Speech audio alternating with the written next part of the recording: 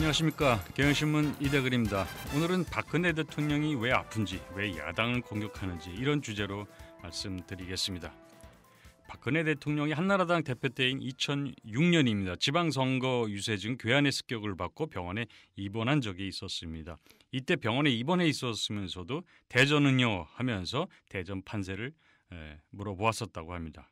결국은 대전에서 한나라당이 이겼습니다. 이런 비슷한 상황이 9년 만에 다시 펼쳐지고 있습니다. 남미 순방을 마치고 돌아온 박근혜 대통령이 병중이라면서도 선거를 챙기고 있습니다. 지금 대통령의 선거 관여는 두 갈래입니다. 하나는 자신이 아프다는 걸 적극 알리는 거고, 다른 하나는 청와대 홍보수석이 대독한 메시지를 통해서 야당을 공격하는 겁니다.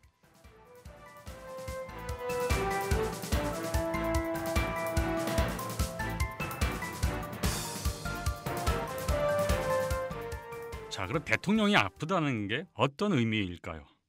청와대는 대통령이 남미 순방 중에도, 그리고 대통령이 귀국한 뒤에도 대통령이 아프다면서 대통령의 병세를 생중계하듯이 신속하게 세세하게 발표를 했습니다. 대통령이 위경련이 있다, 인두염이 있다, 열이 나고 있다. 고산지대를 방문하느라고 그랬다는 것인데, 그것도 원인이겠지만 아마도 세월호 1주년 도피외교, 송환종 사건으로 여론이 악화되면서 먼저 마음이 병이 났던 게 아닌가 추측이 됩니다. 보통 정상이 병이 났다는 건 잘 공표하지 않습니다. 심각한 게 아니라면 시민들을 공연히 불안하게 할 수도 있고 불필요하게 대통령 쪽으로 시선이 쏠리게 할 수 있기 때문에 상당히 부담스러워합니다. 새정치민주연합이 이 문제에 대해서 논평을 했는데 이것이 갖고 있는 문제점들을 잘 정리했습니다. 대통령이 건강 상태 등 신변에 관한 사항은 대통령 경호뿐만 아니라 국가의 안위, 외국인 투자 등에도 영향을 미치는 중대 사안이다. 그렇기에 가급적 대외적으로 알리지 않는 것이 관례이며 이러한 절제는 대통령에게 요구되는 덕목이기도 하다. 비록 일반 서민들이 몸에 달고 사는 가벼운 병세이지만 대통령의 신변 정보를 함부로 공개하는 것은 부적절해 보인다. 이렇게 논평을 했습니다. 이명박 대통령 때와 한번 비교해 보겠습니다. 최근 이명박 대통령이 대통령의 시간이라는 회고록을 썼는데 그 회고록에서 자신도 큰 병을 앓은 적이 있다고 공개를 했습니다. 제가 이 회고록을 가져왔는데 165쪽에 그 내용이 있는데 잠시 인용을 해보도록 하겠습니다. 제목은 소제목인데요. 크게 아프답니다. 그 무렵 나는 큰 병을 앓았다. 2009년 하반기 어느 날부터인가 기력이 떨어지는 것이 느껴졌다. 피로감이 몰려오고 식은땀이 났다. 그런 상태가 지속되자 젊은 시절 앓았던 간염이 재발한 건 아닌지 걱정이 됐다. 2009년 12월 주치의에게 말하고 검진을 받아보니 폐에 문제가 생겼다며 상태가 심각하다고 했다. 일단 주치의에게 누구에게도 알리지 말라고 당부했다. 온갖 생각이 떠올랐다.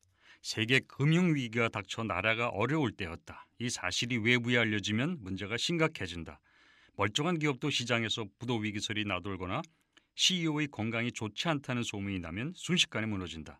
세계 금융위기의 쓰나미가 몰아닥치고 있는 와중에 선장격인 대통령이 쓰러진다면 순식간에 외국 자본이 빠져나갈 수도 있다. 나는 아내에게만 발병 사실을 알리고 아들, 딸은 물론 청와대의 누구에게도 말하지 않기로 했다. 다행히 전염성은 없다니 나만 꿋꿋하게 버티면 될 일이었다. 서울시장 재임 시절부터 나와 함께 해온 청와대 부속실 직원들에게도 비밀에 붙였다. 문제는 약을 복용해야 하는데 부속실 직원들까지도 눈치채지 못하게 하기가 여간 어렵지 않았다. 나는 비타민을 복용하는 것으로 하고 물을 가져오게 했다.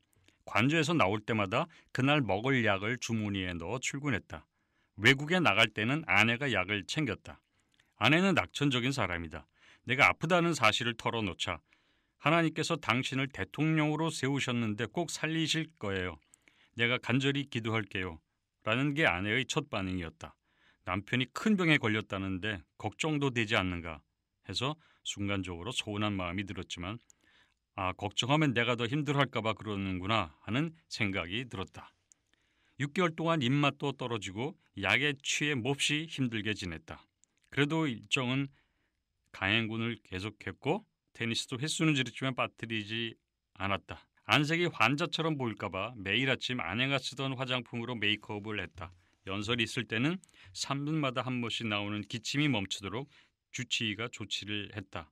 금융위기에서 벗어날 즈음 내 병도 완치됐다. 자, 이렇게 대통령이 자신의 병을 감추기 위해서 노력한 것을 이명박 대통령은 자랑스럽게 그것이 잘한 것으로 이렇게 해서 상세하게 소개를 했습니다.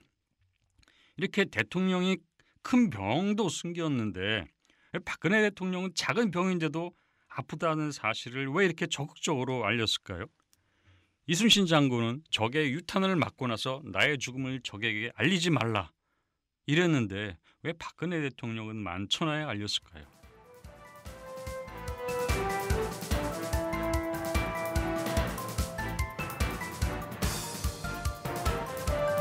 두 가지 이유를 생각해 볼 수 있습니다. 첫째, 성완종 사건으로 여당 대표도 대통령 사과를 요구하는 상황이 됐습니다. 그래서 이런 상황을 모면하기 위해서 그랬던 것 아닌가 이렇게 생각해 볼 수가 있습니다.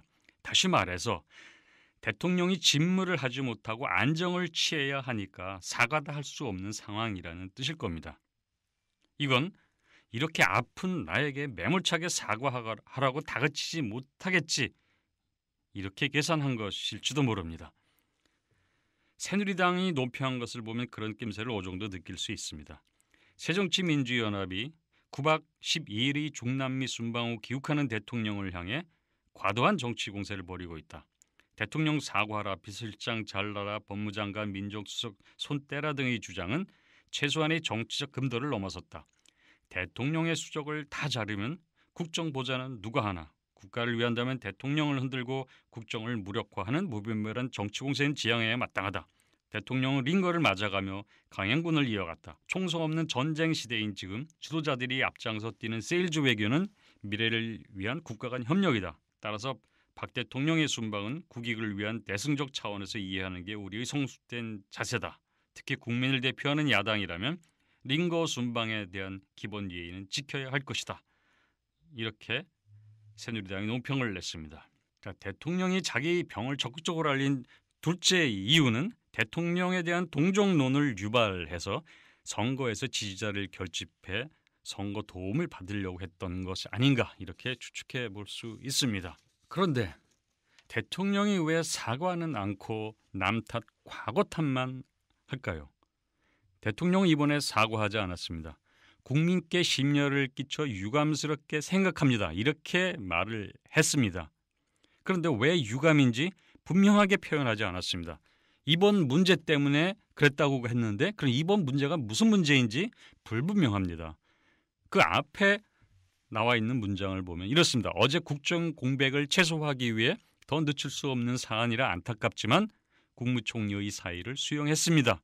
이렇게 썼습니다. 따라서 이번 문제라는 건 국정 공백이 생긴 것, 총리의 사의를 수용한 것 이런 걸 지칭하는 것 같습니다. 자신의 측근과 정권의 부패와 비리, 대선 자금 문제는 거론하지도 않았습니다. 그리고 전부 남의 일인 양 말을 합니다. 이번에 반드시 과거부터 내려온 부정과 비리 이렇게 표현했고요. 금품 의혹들이 과거로부터 어떻게 만연했는지 이런 말도 나오고요. 또 이번 기회에 정쟁과 부패로 얼룩진 정치사를 바로 잡자. 이렇게 전부 과거 탓을 하고 있습니다. 박근혜 정권이 부정과 비리 사건이 터진 건데 과거부터 내려온 것이라고 핑계를 대고 변명을 하고 있습니다. 자신의 측근 총리가 비리에 연루됐으면은 그건 내 잘못이다. 나부터 고치겠다. 이 정권부터 바로잡겠다. 이렇게 말하고 사과하는 게 순서일 것입니다. 그런데 과거 정권을 털어보겠다고 나서고 있는 겁니다. 불법 자금이 자기 선거 캠프에 흘러들어왔는데도 어떻게 대통령이 이렇게 당당한 태도를 보일 수 있겠습니까? 이건 보통 사람은 절대 할 수 없는 일입니다.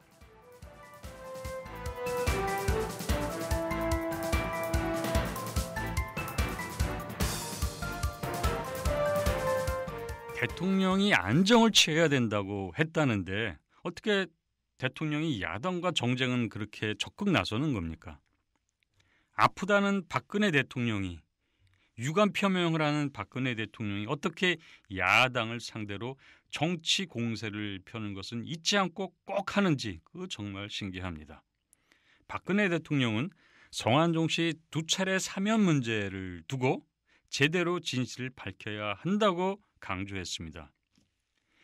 이건 박근혜 대통령이 사면의 배후와 경위를 조사하라고 검찰에 지침을 내린 것이나 마찬가지입니다. 그렇지만 사면이라는 것은 대통령이 헌법상 고유 권한입니다. 그걸 검찰이 수사하기는 어렵습니다.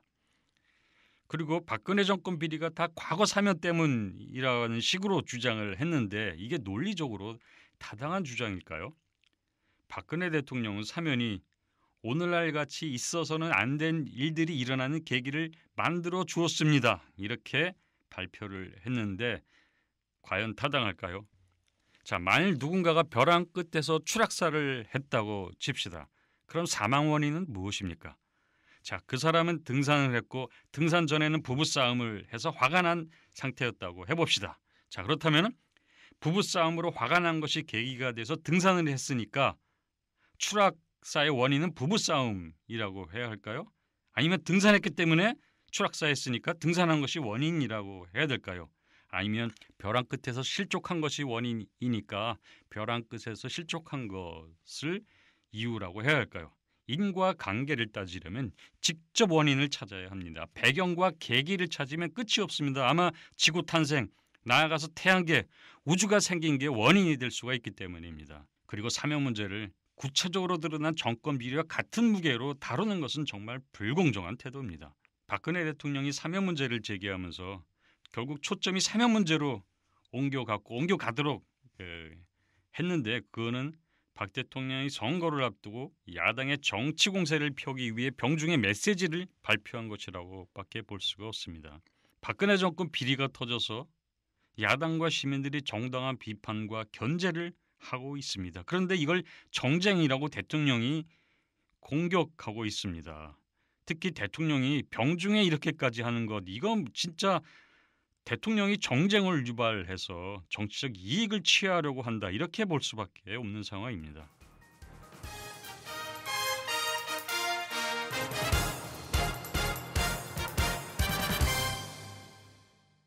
하여튼 참으로 박 대통령이 여전합니다. 박 대통령은 매번 그렇지만 인사사고가 터지거나 정권 비리가 발생하면 과거부터 조사하자고 나섭니다. 이 기회에 무슨 개혁한다고 또 나섰습니다. 자기 책임을 회피하고 나서는 야당을 공격하는 이런 방법은 이번에도 예외 없이 반복이 됐습니다. 작년 7월 30일 재보선 때도 그랬습니다. 박 대통령이 은근히 선거에 관여를 했는데 특별한 일도 없는데 재보선 지역 경기 김포의 무슨 로컬푸드 직판장을 괜히 방문을 해서 은근히 여당 선거를 돕는 활동을 한 적이 있습니다. 이렇게 때만 되면 박근혜 대통령이 뭔가를 합니다. 박 대통령이 국정은 잘 챙기지 못하지만 선거는 참 잘 챙기는 것 같습니다. 대통령의 이런 대응 그리고 이런 선거 개입은 대통령이 안정을 취하는데 방해가 될 겁니다. 그런데 지금 주치의는 뭐 하고 있는지 의문입니다. 대통령이 안정을 취해야 한다고 했으면 이렇게 건강을 해치는 상황을 방치해도 되는지 모르겠습니다. 지금 이 순간만은 박 대통령보다 주치의가 제 역할을 다하고 있는지 따져보고 싶은 생각입니다. 이대근이었습니다.